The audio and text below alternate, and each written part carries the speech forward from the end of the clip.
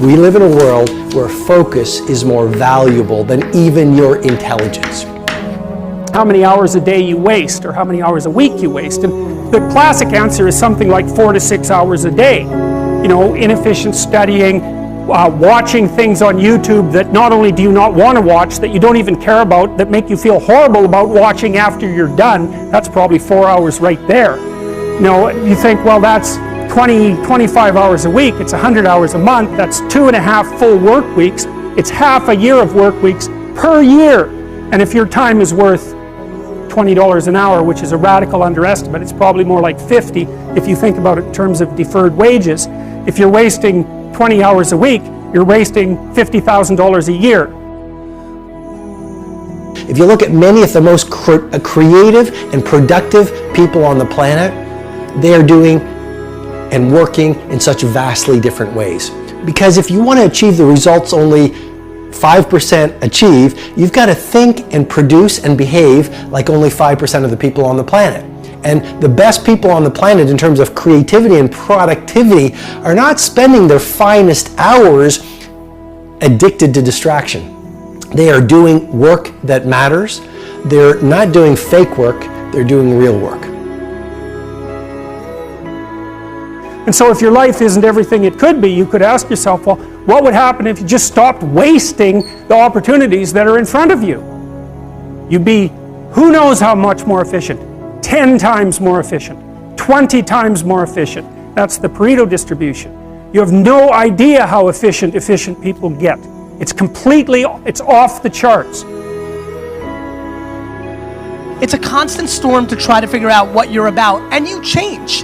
At 26, you're all about the hustle, you're gonna be a billionaire, this and that, and then you go to the bar one night and you fall in love. And it changes what you care about, right? And then you have a child, and then this happens, and then that happens. Things change.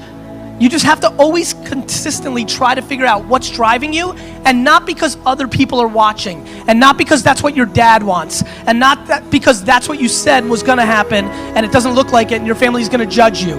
You just have to be as real with yourself as possible, and that is a very difficult struggle, but when you're not, you create enormous vulnerability and unhappiness.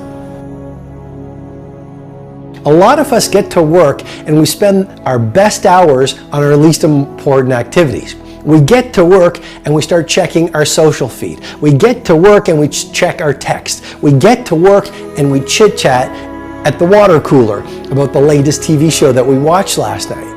And research has shown that the morning hours are when you have the most focus, when you have the most energy, and when you have the most willpower.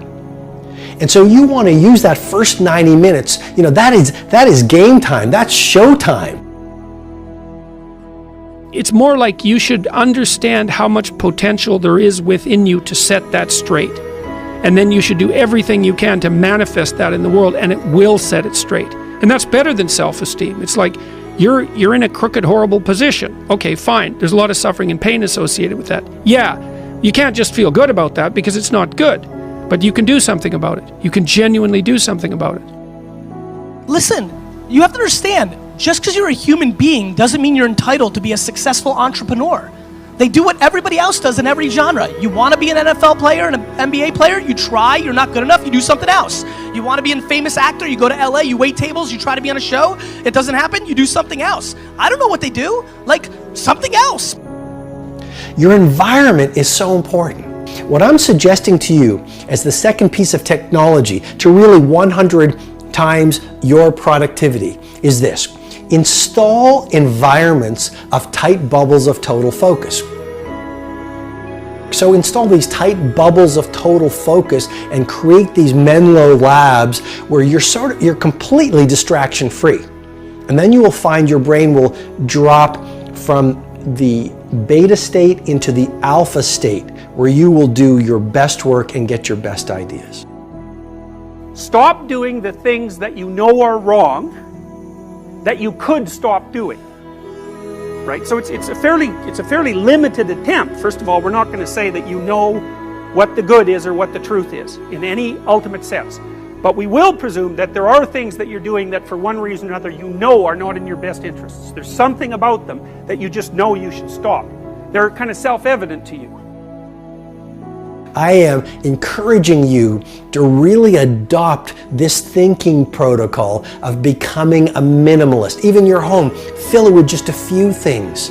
And especially your days, focus on just those few priorities that when you roll up your sleeves and go deep in them and invest what I call the trinity of your assets, your focus, your energy, and your willpower on those few things, they will allow you to birth art into the world, which will allow the world to call you world class.